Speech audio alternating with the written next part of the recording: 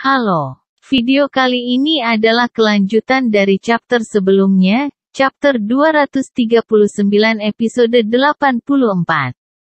Silahkan disimak chapter selanjutnya, Swallowed Star chapter 240 episode 85. Cerita yang di video sedikit berbeda dengan versi animasinya, karena ini adalah versi novel, jadi tolong dimaklumi. China, sektor utama kota Jiangnan, pusat kota. Lampu-lampu di jalan bersinar di malam hari. Melihat ke utara, sangat cerah. Ke cakrawala di utara muncul matahari di langit. Matahari ini memiliki kecerahan yang tak tertandingi. Ini menyebabkan banyak orang di jalan membeku. Bagaimana mungkin ada matahari sampai larut malam? Suci. Cukup banyak orang dengan bersemangat melakukan panggilan telepon untuk memberitahu keluarga dan teman-teman mereka. Beberapa orang bahkan bersiap untuk merekam ini di ponsel mereka. Tidak ada sinyal di ponsel saya, apa yang sedang terjadi? Kenapa saya terputus? Di warung cyber di samping, beberapa remaja bergegas keluar. Wow, ada matahari di malam hari. Ini bom nuklir. Bom nuklir, itu pasti bom nuklir, jalanan menjadi gempar. Pada saat ini, seluruh Cina, seluruh Rusia, dan seluruh UE melihat matahari yang bersinar ini. Awan jamur raksasa itu menyebabkan seseorang melongo melihatnya dengan mata terbelalak. Lebih dari setengah jalur komunikasi dunia terputus. Di Cina, UE, dan Rusia. Hanya para petinggi dengan jalur koneksi khusus yang masih dapat berkomunikasi. Diam. Para pemimpin dari setiap negara, para petinggi dari militer, dan setiap petarung level traveler bintang menatap layar mereka. Layar tidak lagi mencolok. Hanya saja, asapnya bergemuruh dan awan jamur raksasa bermuatan hingga 100 km di atas tanah ketika memasuki ionosfer. Jumlah monster yang langsung mati di bagian utara Asia mencapai jumlah astronomi. Sejumlah besar monster langsung menguap menjadi apa-apa oleh suhu tinggi, dan bahkan lebih banyak yang langsung terbunuh oleh gelombang kejut yang kuat.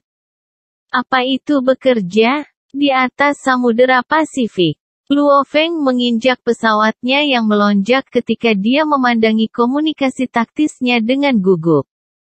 Semua petinggi di bumi sedang menonton dan menunggu dengan gugup seolah-olah mereka sedang menunggu deklarasi.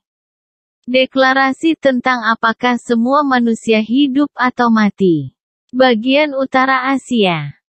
Sebuah cahaya keemasan mengalir dengan ganas keluar dari asap yang bergemuruh, dan kemudian berhenti terbang. Sisik hitam menutupi seluruh tubuhnya.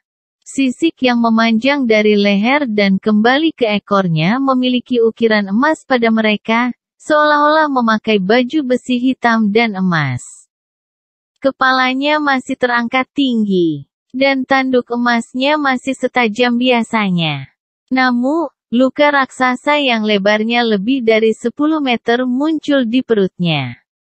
Darah mengalir dari sana. Otot-ototnya yang besar dan kuat dapat terlihat saling melilit seperti cabang-cabang pohon saat ia diperbaiki sendiri.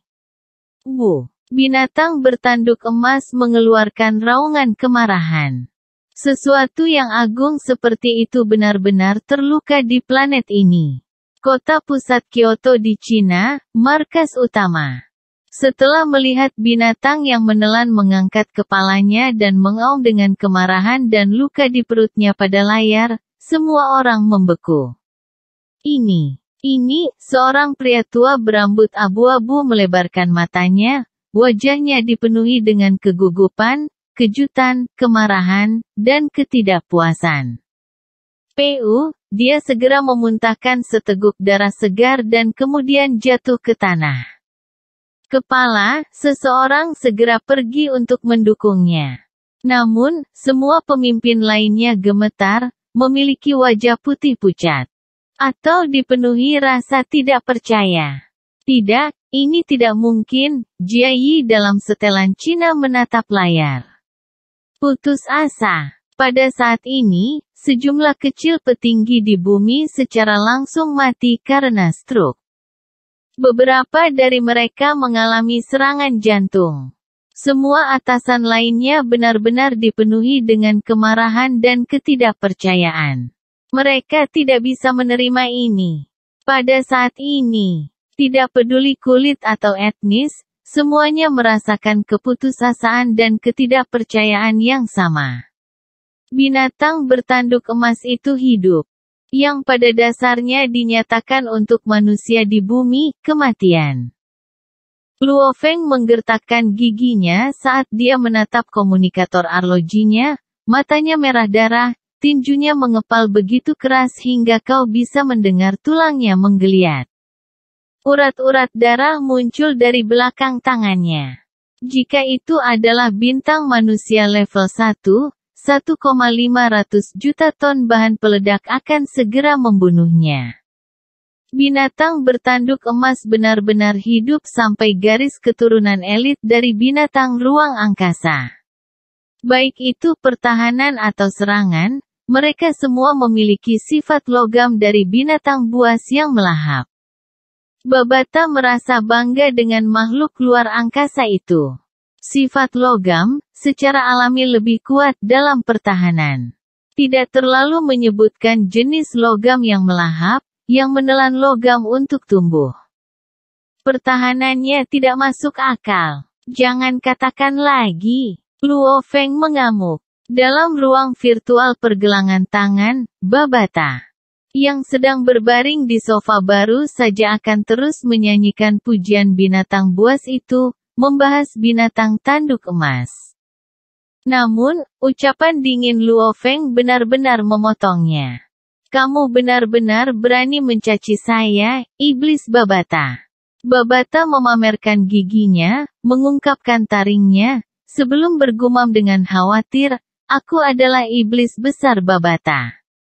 Saat itu, saya telah membunuh penguasa sektor yang tak terhitung jumlahnya, untuk benar-benar dicela oleh anak ini, yang berada di ambang kegilaan karena berkabung. Lupakan saja.